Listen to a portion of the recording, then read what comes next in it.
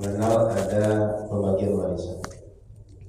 Di antara sebab seseorang mendapat warisan itu, para ulama faraid, ulama fikih menyebutkan sebab seseorang mendapat warisan dari orang yang sudah meninggal: satu, hubungan nasab; dua, hubungan pernikahan. Meninggal istri saya bisa dapat warisan. Meninggal saya, istri saya bisa dapat warisan. Yang ketiga, al-wala. Apa wala itu? Wala itu adalah kalau seseorang memerdekakan budak. Budak yang merdekakan itu lalu merdeka. Setelah merdeka dia punya uang. Begitu dia punya uang, punya aset, meninggal, siapa pewaris dia? Orang yang memerdekakan. Siapa yang memerdekakan budak itu dulu? Dia yang berhak menerima, mengambil semua warisan budak. Nah, kenapa orang yang merdekakan itu berhak mendapat warisan? Sebab budak itu biasanya dahulu adalah orang tawanan perang, sehingga keluarganya tidak diketahui, ahli warisnya nggak ada. Boleh jadi zaman dulu itu kan payah informasi, tidak bisa kita hubung keluarganya, tidak bisa viral macam sekarang. Boleh jadi dia ikut perang di Sumatera, padahal dia berasal dari Belanda. Ikut perang di Jawa, berasal dari Portugis. Begitu tertawan di Jawa, maka kita tak tahu keluarganya dari mana. Lalu setelah dia tertawan jadi budak, merdeka. Begitu merdeka, kaya, punya aset, meninggal dia, mau cari kemana keluarganya? Maka dalam Islam, perkara seperti ini diberikan kepada orang yang memerdekakan dia. Pembagian seperti itu atau orang yang mendapat warisan dengan sebab seperti itu disebut dengan sebab al-wala. Itu pembahasan kita malam hari ini. Kita baca dalam kitab kita. Wal wala'u min huquqil 'itqi. Wala'in bagian daripada hak turunan daripada memerdekakan budak. Maknanya bila kita memerdekakan budak, efeknya hukum turunan setelah memerdekakan budak itu, orang yang memerdekakan berhak mendapat hukum wala. Wala itu kalau bahasa kita loyalitas. Karena dalam bahasa Arab al-wala itu disebutkan adalah al-mu'awanah wal munasarah, saling menolong, saling membantu, saling mensupport. Kenapa orang yang memerdekakan budak dapat hak wala? Sebab pertolongan dialah budak tadi merdeka. Karena dialah budak tadi merdeka lalu punya aset, kaya, maka ketika dia punya kekayaan, kepada orang yang dulu menolong diberikan hak kekayaan setelah dia meninggal. Itu dasarnya. Maka kata Nabi SAW, innamal wala'u liman a'taq. Perwalian atau wala dalam masalah warisan ini berhak bagi orang yang pernah memerdekakan budak. Tidak boleh orang lain. Nah, itu pembahasan dulu. Wa hukmuhu hukmut ta'sibi 'inda 'adami. Hukum pembagian warisan ini sama dengan pembagian jatah asabah ketika tidak ada ahli waris. Jadi ahli waris ini dia dapat jatah 1/4, 1/8, setengah, 1/6, 2/3, 1/3. Di luar mereka nanti ada namanya ahli waris itu asabah. Jadi secara umum ahli waris itu ada namanya dzawil furud. Dzawil furud itu adalah orang-orang yang dapat jatah warisan, ada yang setengah, ada yang 1/4, ada yang 1/8, ada yang 1/6, ada yang 1/3, ada yang 2/3. Ini dzawil furud namanya. Orang-orang yang berhak mendapat warisan dengan angka yang jelas, persentase yang jelas. Ada nanti anak perempuan, anak laki-laki, ada suami, ada istri, ada saudara, ada orang tua, bapak, ibu, dan seterusnya. Selain dari furud ini ada namanya asabah nanti.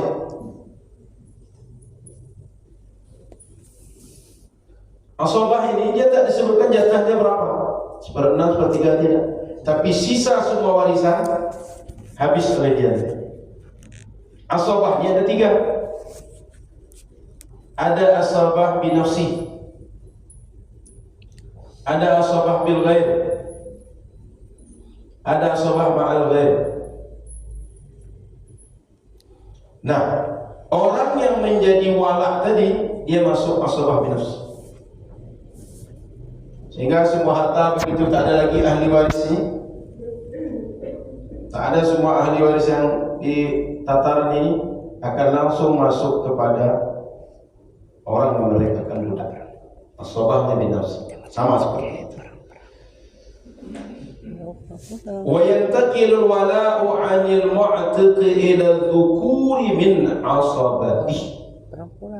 Kalau tadi sudah berpindah harta orang yang meninggal kepada orang yang memerdekakan budak, berarti sudah jelas pemiliknya baru. Bila dia meninggal pula, harta itu akan turun kepada anak laki-laki dia.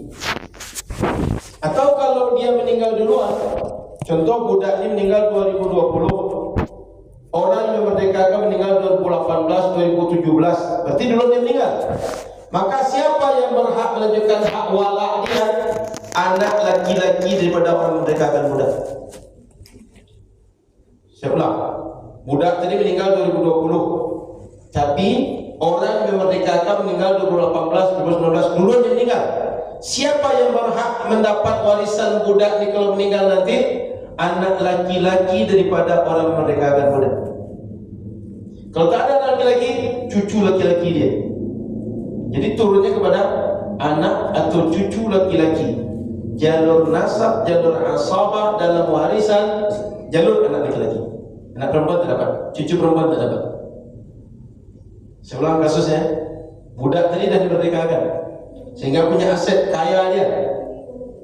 Sebelum dia meninggal, tuan yang memerdekakan dulu sudah meninggal, sehingga begitu dia meninggal, kepada siapa warisan diberikan? Kepada anak laki-laki atau cucu laki-laki orang yang dulu memerdekakan dia. Paham? Itu kejelasan. Wa tartibul asabati fil wala ka tartibihim fil irthi. Urutan siapa yang jadi asabah tadi atau siapa yang melanjutkan warisan tadi, seperti kasus meninggal tadi, itu sama dengan urutan dalam masalah warisan. Anak laki-laki dulu, baru cucu. Tak ada cucu laki-laki, anak daripada cucu laki-laki ke bawah yang laki-laki. Jadi yang berhak mendapat wala ini adalah laki-laki, tak berhak yang perempuan. Wala yajuzu bai'ul wala wala hibatu. Tidak boleh wala ini diperjualbelikan dan dihibahkan ke orang lain, tapi dia hak otomatis. Maknanya kata budak tadi, nanti wala saya kepada anda pada anda saya jual, tidak bisa. Dia otomatis kalau dia meninggal berpindah kepada orang memerdekakan dia. Jadi tak bisa dikasih-kasih. Jangan dikira ini gelar adat yang bisa dikasih pada siapa yang kita mau. Oh si fulan, nampak dia Kapolda, nampak dia calon presiden, dikasih gelar adat, tidak bisa begitu. Al-wala ini otomatis pindah kepada orang yang memerdekakan atau ahli waris dia yang laki-laki. Ini hak yang diberikan Allah otomatis. Tak bisa dinalar dan tak bisa diperjualbelikan, tak bisa nego-nego. Maka kata Nabi SAW, naha Rasulullah SAW an bai'il wala wa hibbatihi. Rasulullah SAW melarang untuk menjual hak perwalaan dan menghibahkan ke orang lain. Jadi tak bisa. Hanya bisa berpindah otomatis kepada orang yang pernah memerdekakan. Baik, itu penjelasan bab wala. Kalau ada pertanyaan kita diskusi, kalau tak ada kita lanjut kepada bab berikut. Silakan ada pertanyaan. Silakan. Salam.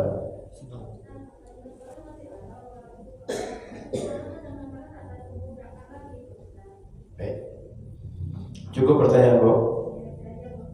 Jadi al-wala ini hukum turunan dari perbudakan. Makanya pekan lalu kita bahas tentang al-itqu, perbudakan. Karena perbudakan tak ada, al-wala ini tak ada juga sekarang. Hukumnya tak diterapkan karena objek hukumnya tak ada.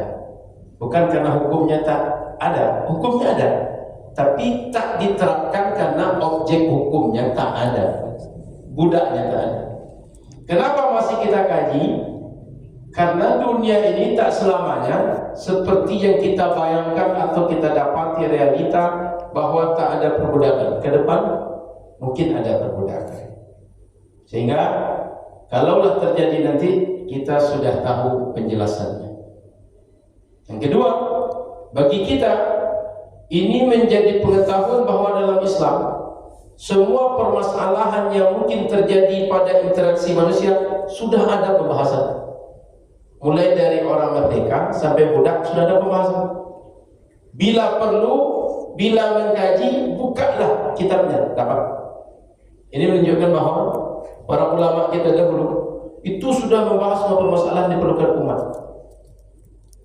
Mulai dari mereka masalah ibadah yang khusus berhubungan dengan Allah, sampai ibadah yang juga ada aspek manusiawi di situ, sehingga nanti ada aspek zakat, ada puasa dan segala macam, sampai masalah perbudakan ini dibahas.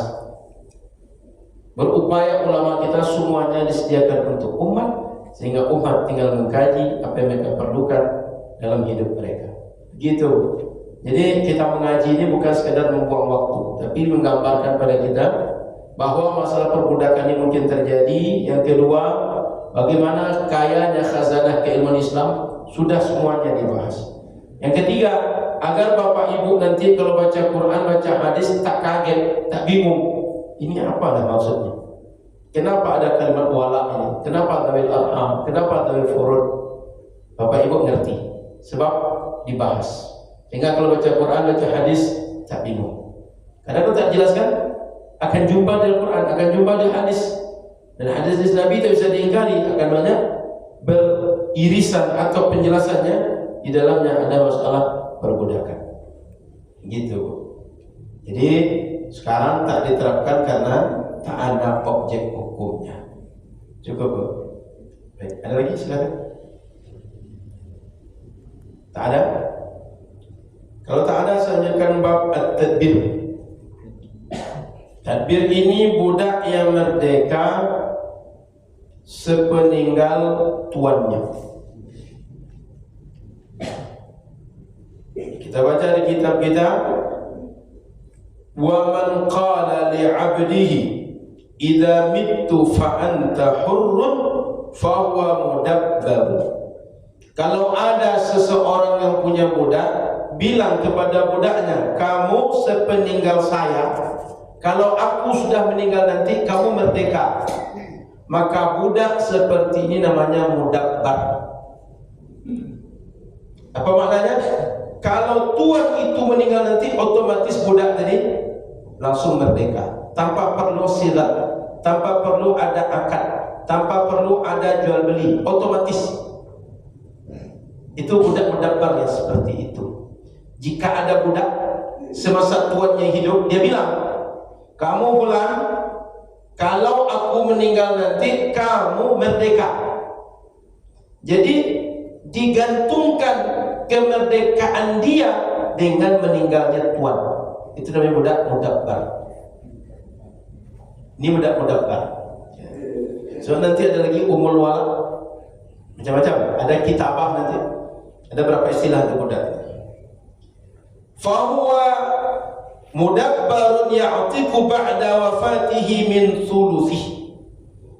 Budak tadi merdeka dan dia merupakan bagian sepertiga dari harta tuan yang telah merdeka tadi. Artinya dianggap dia bagian daripada harta tuan tadi yang boleh diwasiatkan sepertiga dari hartanya. Karena orang kalau berwasiat itu maksimal boleh sepertiga aja. Budak tadi dianggap bagian dari sepertiga. Karena kata Nabi, kalau seandainya kita punya harta dijadikan warisan untuk anak keturunan kita, itu lebih jauh lebih baik daripada harta itu menjadi wasiat dan anak keturunan lalu nanti susah meminta-minta. Bapak Ibu yang dirahmati Allah Subhanahu wa taala, perlu dipahami dengan baik bahwa kalau seseorang meninggal, harta yang dia tinggalkan semuanya menjadi warisan. Tapi bila dia wasiatkan hartanya sebagian, wasiat itu tak bisa menjadi bagian dari warisan. Maka kita perlu tahu ada satu namanya hibah. Hibah ini pemberian di masa hidup. Nah, ini rumah nih untuk kamu. Nah, ini tanah nih untuk kamu. Nah, ini sawah ini, pabrik ini untuk kamu. Jika diberikan semasa hidup, diterima oleh anak, apalagi punya akad, ini hibah. Meninggal orang yang memberikan tadi, itu tak bisa diwariskan. Itu masing-masing anak punya sesuai dengan pemberian orang tuanya. Tak bisa ditarik dan dijadikan warisan. Dua, wasiat. Wasiat ini diberikan semasa hidup, tapi pemberiannya setelah mati. Harta saya yang depan masjid tuh, ruko yang 4 tuh, kalau saya meninggal nanti, tolong kasih ke Pak Imam satu, tolong kasih ke si Yoga satu, ke Pak Imam satu, siapa satu? Pokoknya bagi berempat tuh. Pandang satu. Bila perpindahan haknya itu setelah meninggal tapi diberikan semasa hidup, ini wasiat namanya. Berapa boleh ditunaikan? Jika dia maksimal 1/3 dari total harta. Kalau lebih dari 1/3 maksudnya tak boleh. Maksimal cuma boleh 1/3 di total harta. Jika ruko yang 4 cuma 1/6 harta, itu boleh kasih. Maksimal 1/3, lebih 1/3 boleh diwasiatkan. Yang ketiga baru ada warisan. Warisan adalah harta yang berpindah kepada ahli waris secara otomatis setelah meninggalnya orang yang punya harta. Ini tidak perlu akad, tidak perlu perintah. Ini otomatis langsung pindah kepada anak, kepada istri, kepada siapa saja yang hidup setelah kita meninggal sebagai warisan. Orang yang penerimanya sudah jelas dalam Al-Quran dan hadis. Itu disebut dengan zawil furud, itu disebut dengan asabah. Jadi mesti tahu tiga ini, ada hibah, ada wasiat, ada warisan. Nah, budak tadi itu adalah ketika dia meninggal bagian dari wasiatnya, 1/3 dari harta yang dia tinggalkan. Jadi boleh diterapkan dan harus diterapkan. Kemudian wa yajuzu lahu ay yabi'ahu fi hali hayatihi wa yaqulu tadbiru. Tapi kalau tuannya berubah pikiran semasa dia hidup, tak jadilah menjadikan kau budak mudabbar, dijualnya budak tadi, itu boleh, batal tadbirnya. Saya ulang, kalau tadi dia sampai budak tuannya meninggal, dia tak dimerdekakan, maka dia otomatis merdeka jika tuannya meninggal. Kasus yang kedua, tuannya masih hidup, budak dia masih hidup. Semasa tuannya masih hidup ni, tidak jadi dia berikan hak kemerdekaan, tapi dia jual. Kalau dia jual, boleh tuan tadi menjual dan batal hak tadbir bagi budak. Nanti di tuan yang baru bagaimana? Hak tuan yang baru. Mau dikasih kemerdekaan atau janji kemerdekaan atau tidak? Kalau tidak, ya berarti nasibnya budak terus. Jadi tidak karena dijadikan budak mudabbar, tuannya tak boleh menjual, boleh menjual dengan syarat dia masih hidup. Tapi kalau dia mati, anak keturunan tak boleh menjual, otomatis dia jadi orang merdeka. Wa hukmul mudabbar fi hali hayati sayyidi ka hukmil abdil qinni. Dan hukum budak mudabbar semasa hidup tuannya sama dengan budak yang lain, budak yang utuh yang lainnya. Itu. Ada pertanyaan silakan. Silakan. Jadi jika tuannya ini meninggal karena dibunuh budak itu dia merdeka juga atau bagaimana? Oh, budak ingin segera merdeka sehingga dibunuhnya tuannya, atau anak karena bapaknya kaya, ini bapak lama betul mati ini, kapan aku mau warisi, kata dia, dibunuhnya bapak dia.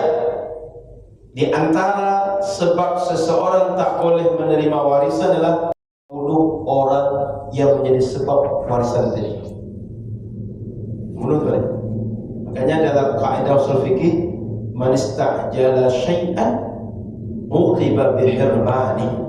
Siapa saja orang terburu-buru ingin mendapatkan sesuatu sebelum waktunya, justru dia terhalang mendapat apa yang diharapkan tadi. Kan waktunya dia dapat kalau orang tuanya meninggal, berapa warisan? Budak tadi merdeka kalau tuannya mati. Sebelum tuan mati dia dibunuh dulu, justru tak dapat apa yang dia harapkan. Gitu. Terus dia jadi budak siapa tuh? Siapa? Dia jadi budaknya siapa? Budak dari anak tuan tadi, atau siapa pewaris dari tuan tadi. Kecuali tuan tadi tak ada budak lagi, tak ada lagi keluarga, maka nanti bisa kembali kepada Baitul Mal umat Islam nanti. Budak itu kan harta. Budak itu badannya orang tapi nilainya harta. Gitu. Nah, saya tambah sedikit.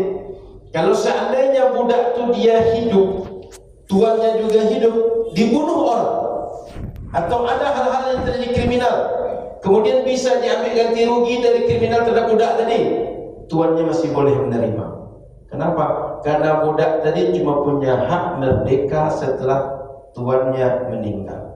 Segala sesuatu dia dapat upah, dia dapat uang, ada terjadi kriminal terhadap dia, kemudian ada ganti rugi, itu balik kepada tuan selama tuan masih hidup. Sudah? Ada lagi? Terkait ruko tadi, kalau misalnya dia lewat sepertiga, itu jadinya dia tidak boleh keseluruhannya, atau untuk ruko itu cuma sepertiga aja. Mungkin contohnya ruko itu setengah lah dia nilainya. Dia jadi nggak boleh secara utuh untuk jadi wasiat, atau boleh diambil sepertiga aja, mungkin sebagian aja gitu. Boleh sepertiganya saja, lebih dari itu dibatalkan secara otomatis oleh syariat. Jadi ruko itu kan tinggal konversinya. Misalnya nilai 4 ruko itu 1 M, sepertiganya berarti senilai 300 juta boleh diberikan. Lebih dari itu berarti tidak boleh. Tinggal konversi. Bentuk barang kan tidak perlu dirubah, tapi bisa diukur konversi nilai. Sudah ada. Tambah sedikit lagi. Tadi di antara sebab orang tak bisa mewarisi karena membunuh, di antara sebab yang lain karena terjadi perceraian. Di antara sebab yang lain karena sebab berbeda agama. Beda agama tak boleh saling mewarisi. Maka resiko kalau seandainya ada orang dibilang kafir, dihukumi kafir, itu tak sekadar dia dianggap kafir saja, tapi nanti dalam masalah perwarisan tak boleh saling mewarisi. Dalam masalah pernikahan tak boleh menjadi wali. Karena orang kafir itu bisa jadi wali bagi orang Islam. Orang Islam itu bisa jadi wali bagi orang kafir.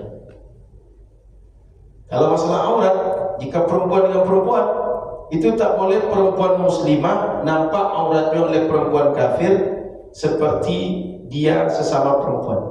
Dia cuma boleh nampak auratnya seperti berjumpa dengan laki-laki muslim.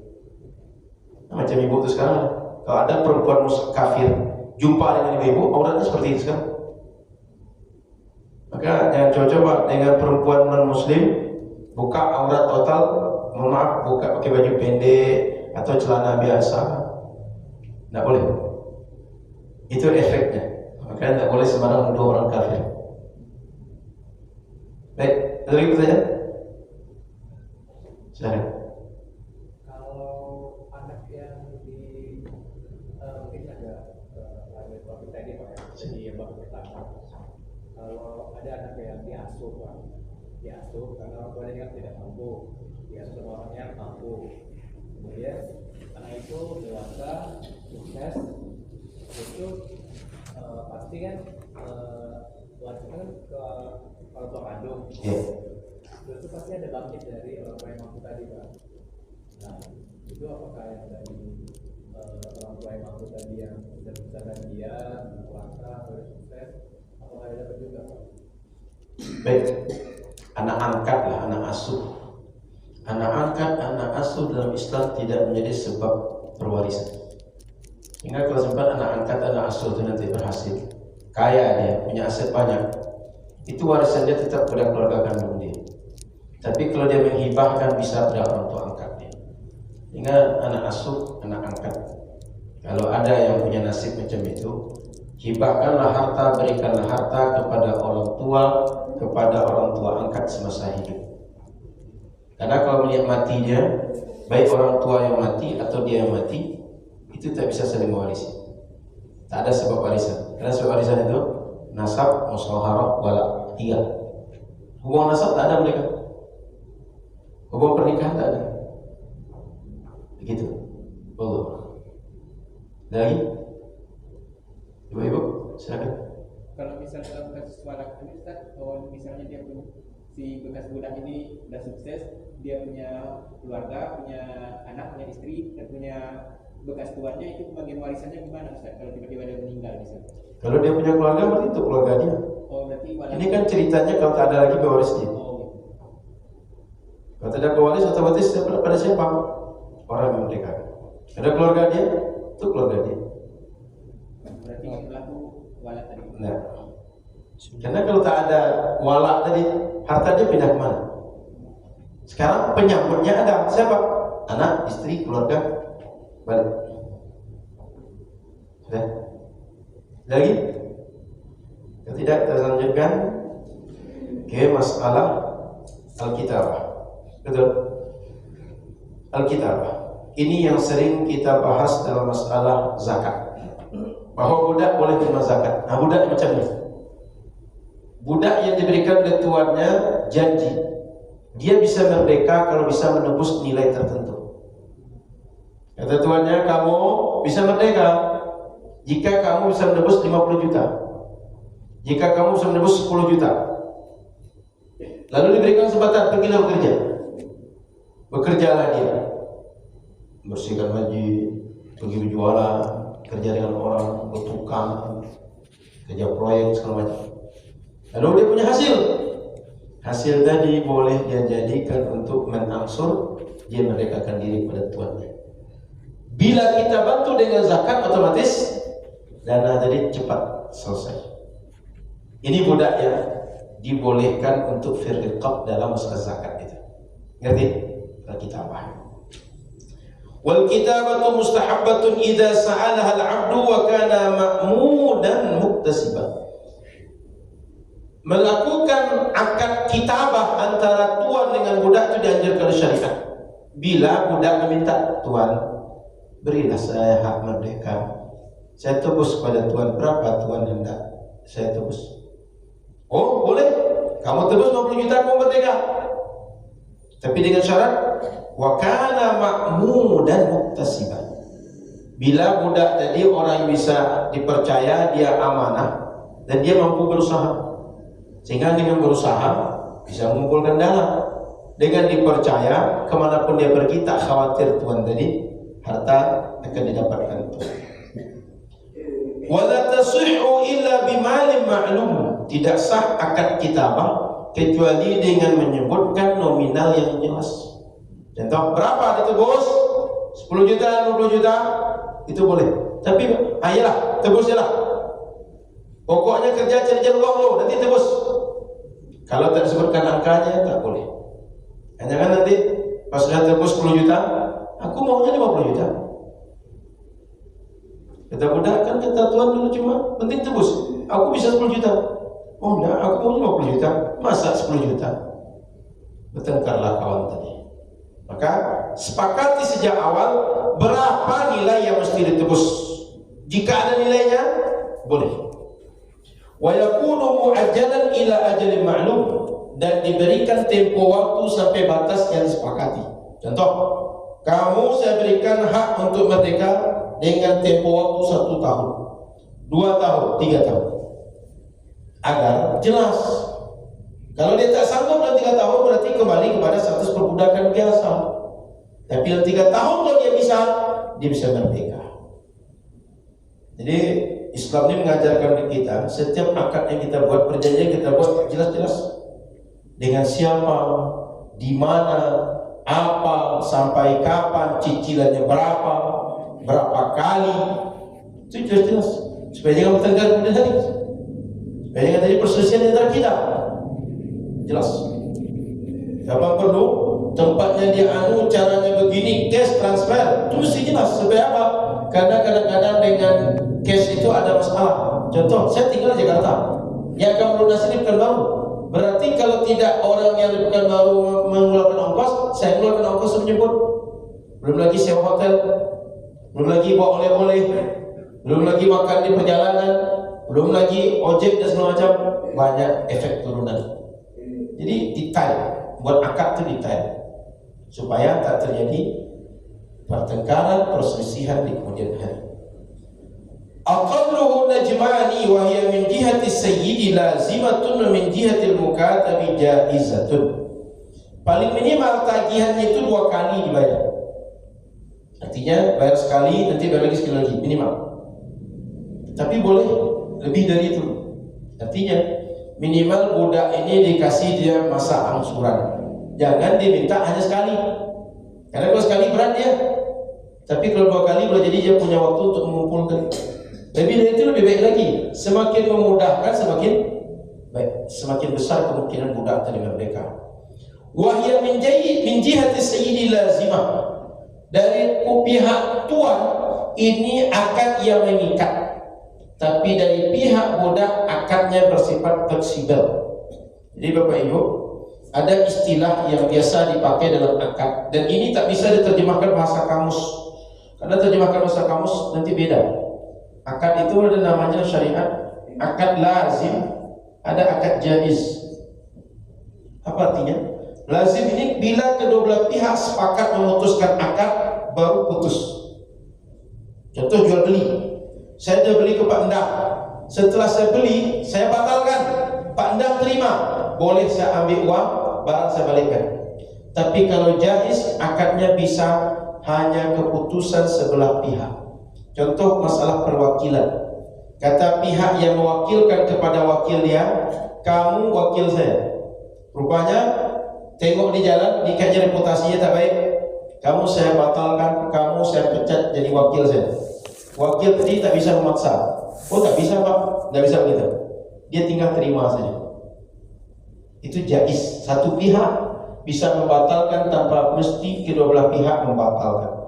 Ini nggak bisa terjemahkan bahasa kamus, nggak dapat ya. Karena bahasa kamus lagi artinya. Dalam masalah akidah ini lagi artinya. Makanya setiap ilmu punya istilah sendiri. Sehingga belajar fikih, belajar tauhid, belajar ilmu-ilmu ini, ilmu nahwu sharaf ini, setiap ilmu punya istilah sendiri. Tidak bisa terjemah dengan kamus, tak dapat dia. Kenapa? Dia sudah dibuat kesepakatan para ulama, maksud dan tentu dengan istilah-istilah itu. Maka anak pesantren itu kenapa dia bisa jadi alim? Kenapa dia bisa berpikir sistematis? Sebab dia sudah diajarkan, dibimbing untuk bisa berpikir runut sistematis. Tapi orang pengajian kenapa tak bisa dia jadi orang alim? Dia tak dapat sampai ke situ. Apalagi mau dia belajar orang salafi, takkan pernah jadi orang alim. Kenapa? Modelnya doktrin. Dia tak bisa berpikir kritis, tak bisa berpikir detail, runut, sistematis, tak bisa. Wa min jihatil mukatabi jaizatun. Jadi dari pihak tuan bersifat lazim. Bila dia sekali mengatakan kamu hak merdeka, itu tak bisa dia menarik, tak bisa membatalkan sepihak. Tapi pihak budak jaiz. Apa maknanya? Budak ini bisa menerima akad mukatab, bisa tidak. Saya tak usah jadi budak aja selamanya. Tak kuat saya untuk membayar berapa cicilan itu, dan jadi saya terima. Itu bisa, meskipun tak setuju tuan dia. Ngerti? Jadi dua sisi itu punya kekuatan akad yang berbeda. Baik, saya kira cukup. Ada pertanyaan? Kalau tidak, saya lanjut sedikit. Al-Abdul Mukatab. Lanjut sedikit. Budak Mukatab. Ini saya tengok jam sini karena jam situ baru 6.15. Takut saya nanti terus-terus mengaji rupanya sudah ada nisya. Walil mukatabi at-tasarrufu fima fi yadihi minal mal. Ambar mukatab tadi konsekuensinya jika dia punya uang, dia boleh menggunakan untuk apa yang dia mau. Tak mesti menjadi milik tuannya. Kalau budak secara umum itu apa pendapatan dia untuk tuannya. Tapi budak mukatab begitu dia jadi mukatab, uangnya dia dapat, upahnya dapat, usaha dia dapat, itu berhak dia menggunakan untuk apa dia mau. Untuk cicilan, untuk makan dia dan semacam boleh. Makanya syatri ma'munan, dia mesti orang yang amanah, bisa dipegang, bisa komitmen. Wa yajibu 'ala sayyidi an yadha 'anhu min mal al-kitabah ma yasta'inu bihi 'ala ada'i nujumil kitabah.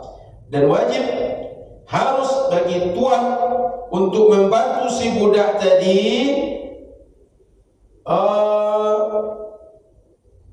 cara memerdekakan dirinya dengan menggugurkan sebagian angsuran. Jadi supaya budak tertolong, tuannya mesti memberikan keringanan-keringanan. Karena boleh jadi budak kalau tak diberikan keringanan oleh tuannya, dia tak dapat untuk memerdekakan dirinya. Yang namanya tuan kan bisa memberikan berapa dia mau, tapi kalau dia memberikan keringanan, budak bisa merdeka.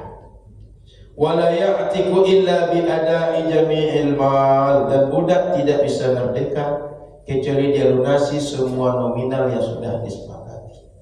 Jadi itu kira-kira turunan daripada al-kitabah tadi. Kalau dia punya harta, bisa untuk dia, bisa untuk mengangsur memerdekakan dirinya, bisa dia untuk melakukan akad-akad, dan tuannya disuruh oleh syariat untuk membantu dia meringankan angsuran. Yang ketiga, dia menjadi merdeka bila semua nilai yang disepakati sudah terpenuhi. Allahu Akbar. Kalau ada pertanyaan silakan. Sebelum kita azan isya. Silakan. Bagaimana kalau tuannya itu mempermainkan angsurannya?